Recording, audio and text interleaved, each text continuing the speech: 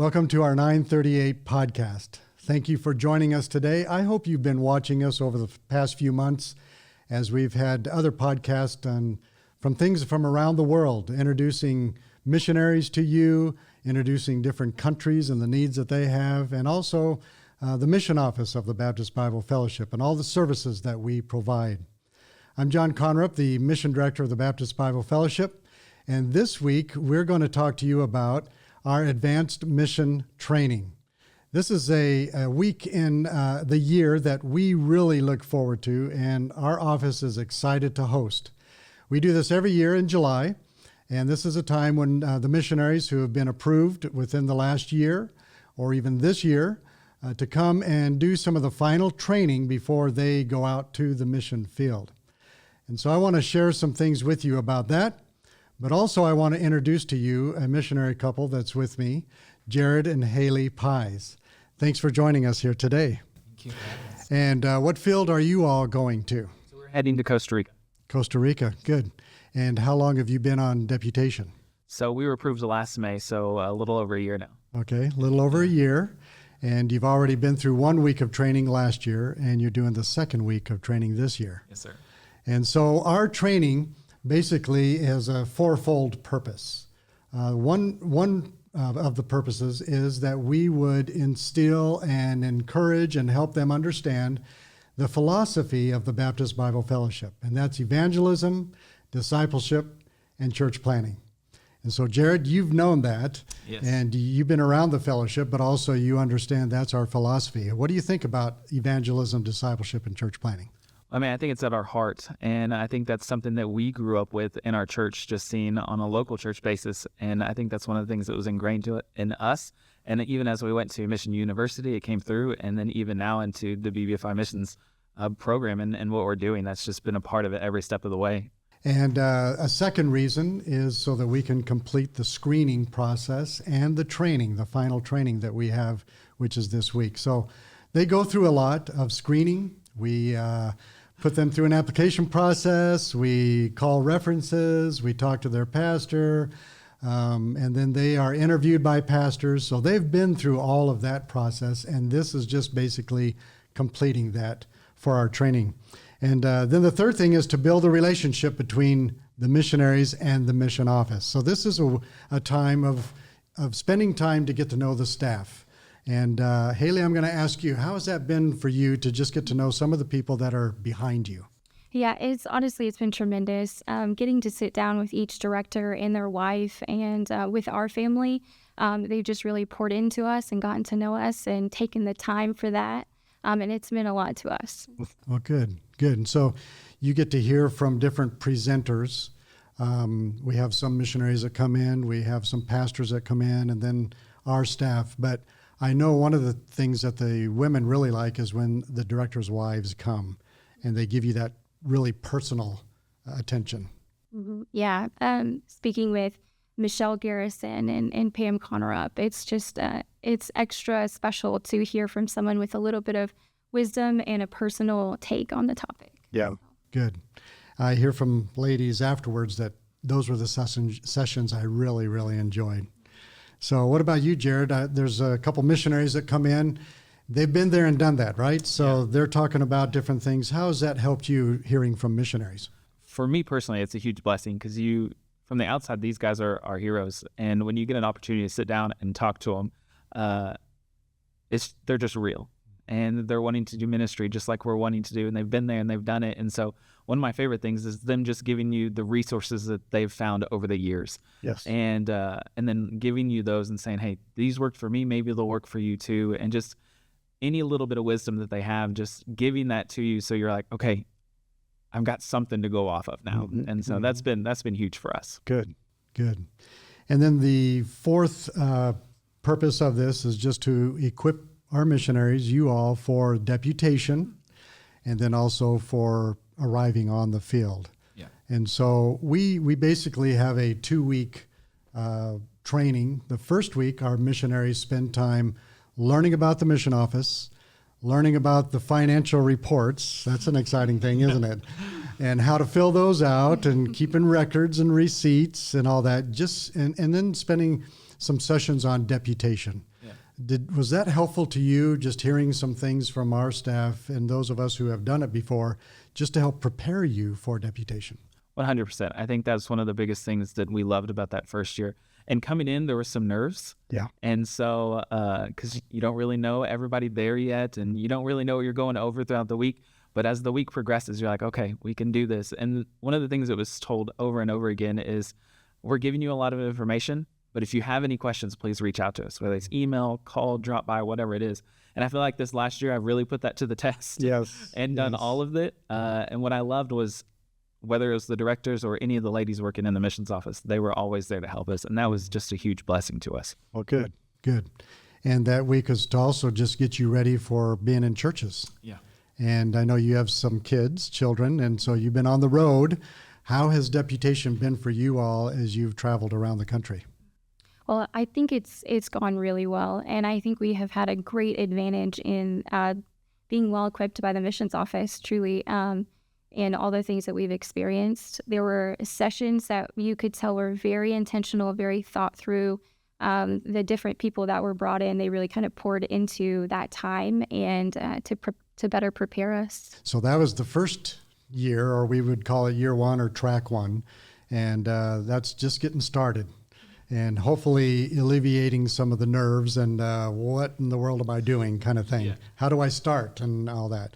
So now you've come back a year later and you're doing the second year or week 2. Mm-hmm. And this is when we concentrate more on, now you need to start thinking about going to the mission field. So what are some of the things that you've already experienced this week about that?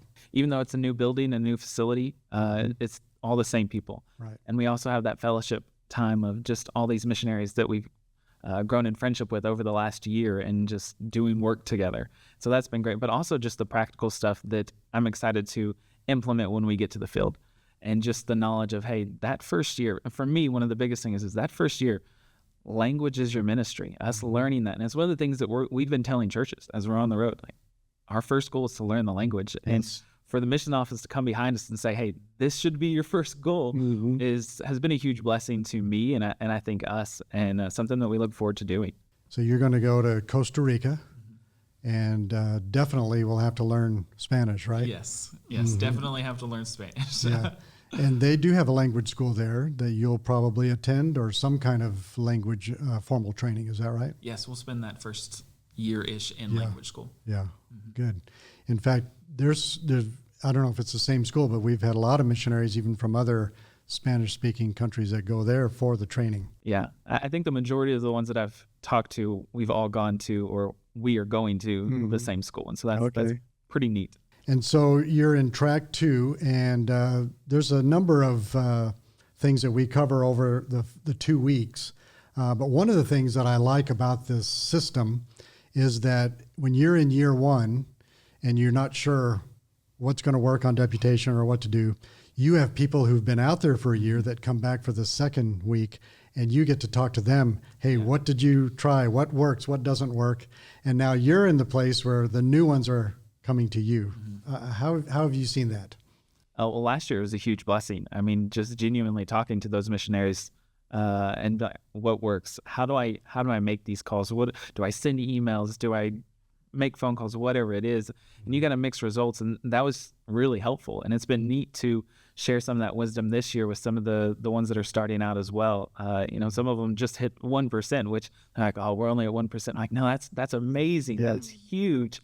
And just being excited for them and encouraging them in this next step and they've got the same nerves that we had last year. Right. And so just like, hey, it will make sense. They really are here for you. And just being that extra backup, I feel like that the missions office is already trying to say, but just saying, hey, they're really here for you. You've got this. And so. And some of them, Haley, have little kids, babies even. And so you've been there with your kids, and you can be an encouragement to the ladies as well. Yeah, there have been a lot of conversations about how do I do kids on the road. And so it's been unique to be able to give them our perspective and how we've been successful at that. Yeah. I think it was mentioned this week, but your first mission conference, I was also part of that mission conference. And so over a year ago or so, and you guys are doing great and raising your support, and now kind of looking at the last part of deputation till you get to the field. That's right. Yeah. So that's exciting. Well, we do cover a lot of things in our advanced mission training, as we call it. And some of it is a little bit of a repetition from college. They've had some things in Bible college and things, but we like to repeat and make sure that they really grasp it. And so here's a couple of the topics that we do cover.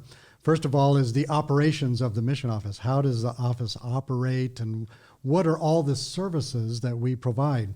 Now, there are many mission organizations out there, and most of them charge for their services.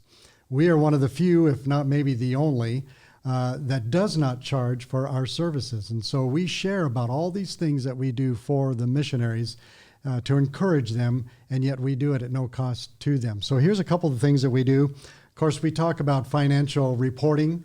The good old IRS requires us to make sure that everything is accounted for as far as ministry goes. And so you all have learned how to fill out the quarterly financial report, and that basically is just how you've spent money for your ministry funds. You're allowed a certain amount for personal and then ministry. So tell me what you understand about that. As far as the reporting side of things, it's a lot easier than I thought it was going to be in the beginning. Yes. In the very beginning, it was very daunting. And you're like, I don't know if I can do this. I don't know if I can do this. Right. And everybody said, once you do that first one, you'll figure it out. Call us if you have any questions. And that's exactly the way it was. Everything that was taught was put into practice, and it's just part of life now. It's just part of what we do. Good. Yeah. And so we spend time, in fact, usually the first day of year one or week one is all finance, trying to get all that out of the way so then you can concentrate on other things. We talk about how to prepare when you go into a church and what the pastor expects, accountability and just, things that you need to be prepared to speak on. And you might be in a Sunday school, you might be in an adult class, you might be asked to preach the main service, or you may just be asked to give a testimony, but to be ready to do all that. We talk about spiritual foundations, making sure that spiritually you're prepared for what you're going into. And when you get to the mission field, and this is what we share with all our missionaries, that's when Satan's really going to attack you and try and expose your weaknesses. And so we spend time talking through those things as well. And then at least 3 hours on deputation. I think it might even be 4 hours, just giving you the ins and outs and the things to do and to help you on deputation. And then financial planning.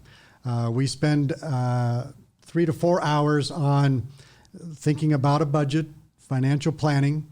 You may come from a church staff where your salary was a certain amount, but now you're going out and raising a lot more because you're raising money for a ministry and personal. So you've been through that financial training, and tell me a little bit about that, because it's pretty extensive. Yeah, I think that it was needed and helpful.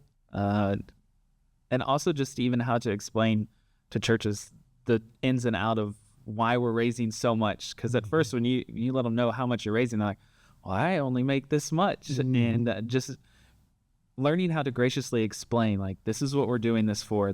Yes, we're going to live on an amount of this, but the majority of this is for us to minister and to better share the gospel with the people of Costa Rica. Yeah. And learning those steps has been very, what am I looking for here? Just beneficial in the process of just being on deputation in itself. Sure. We have Lewis McClendon that comes in, and he's been trained specifically to teach missionaries this aspect of financial planning. And then he works with you afterwards, even on working on a budget. Yeah. And we found that years ago, some people didn't know how to do a budget. And so when they start receiving a lot of support for their work and personally, they weren't managing it very well. And so this has been something that's been helpful. We also do security training. And our associate, Steve Bender, has been through some security training himself. And then he spends 7 to 8 hours teaching you how to be more of a hard target than a soft target. Yes. Has that been helpful to you in any way? In so many ways, unfortunately, I feel like. Okay. And it was more eye-opening in the beginning, things that we didn't think about. But now I'm like, Haley, you can't just leave your phone sitting on the roof of the car or walk away. Yeah. Please put your purse under the seat or whatever, just small things Sure. like that. But also just looking ahead when we're on the field, things to watch out for and to make sure our family is protected and safe, and just to be cautious in those scenarios and situations. Well, we live in a crazy world. We do. And it's getting crazier. I mean, it's crazy. It's much more worse in Springfield than it used to be. So you got to be careful and know what to think and know what to do and just be prepared. Yeah. And so that's why we do that training. We also do a lot of media, sharing the media with you. Mike Escobel, who produces all of our stuff, comes in and shares some things with you and what to do on the field as far as taking pictures and videos and promoting your ministry. He's also put together some graphics and things that missionaries can just put their name in, and it populates a letterhead and prayer card and all kinds of things. So you've been able to get some experience in seeing all the media. Yeah. And I think just tips and tricks that Mike had for us has been beneficial for us in the beginning, just even creating our video, like, hey, keep it to this time length, show this or don't show this. And when we're in churches, it's been really cool to see how that's effective and it works well. Yeah. Well, good. One of the things that I get to help teach is cultural anthropology, and that's learning to study the people you're going to, why they do what they do, and just being prepared so that you can know a better way of presenting the gospel to them. That's the main purpose, right? Is to share Jesus. So we want to make sure we can share it in a way that culturally they'll understand what you're trying to say. And the gospel is for everyone. It doesn't matter what culture or type of culture or anything. It's for everyone. And then we talk about communicating with your churches when you're on the field. Now you still got to stay in touch with your churches. Spiritual and moral purity. We spend time about that. Arriving on the field. I think both of you today had that session. Yes. And so my wife got to teach you just about some of her experiences arriving on the field. And there's some things you can learn to be prepared for and ready for. Anything you'd like to share about that? Yeah, I learned a lot about just preparing my children for what is to come, and just even being okay with the difficulty and knowing that that is a normal part of the transition. Yes. And so it's very beneficial. Yeah, good. I think Brian taught the guys today, is that right? Yeah, Brian shared with us just the process of what that's going to look like. And it's, as Haley said earlier, it's a blessing to have the staff here that has been on the mission field before, and they've gone through these struggles and these challenges to encourage us, but also just to encourage the men to say, hey, you're going to struggle, but your wife and your kids are going to struggle too. And it's going to be hard, but you got to be there for them. Yes. And everybody's time looks different, and everybody's struggle looks different. And so just communicating those things from the very beginning gives you a mindset of, all right, this is going to happen and it's okay. And just to persevere and keep going because we're there for a purpose. Right. And then on top of that, you're not just going for a 2-week mission trip. That's right. Yeah. You're going for a longer extended time, and it's going to be different than when you went on a mission trip. Now, you might have some culture shock and things, but hey, in a week and a half, I'm heading back home. But this is for a longer time. Yeah. And so that's why we try and cover these things so that you'll be prepared. We talk about ministry on the field, making disciples. All these subjects are covered. Church planning, MK transitions. You're going to get some time with Jill. She's going to talk about MK transitions and things that she's kind of studied and been trained in to help you. And then basically, and as you stated this, we are here to help you. Yeah. And now the beauty of it is, of course, you serve a true and living God, right? That's right. He's the one who's called you. And he who has called you will equip you and enable you. And so he's with you every step of the way. I mean, that's what he promises in the Great Commission. Yeah. But not only that, you're sending churches with you. And that's great to know. Yeah. You have a pastor or people in your church that is behind you, with you. Your families are with you. And then on top of that, the mission office is with you. And then we've tried to help prepare you as best we can. There's things that are going to happen that we don't know and we can't prepare for, right? Yeah. But you'll know that you can call. First of all, you can go to the Lord, and then you can go to your pastor, and you can call us, and we're all here to help you. Yeah. So, well, thank you for joining me today on this podcast. And I appreciate all of you joining, and I hope you've learned something about our advanced mission training and all the things that we cover. And I just kind of gave a glimpse of what all we do. And as we say for the 9:38, which is after Matthew 9 and verse 38, Jesus said to pray ye therefore the Lord of the harvest that he would send more laborers into his harvest. Would you pray with us for more laborers? Every country needs more missionaries.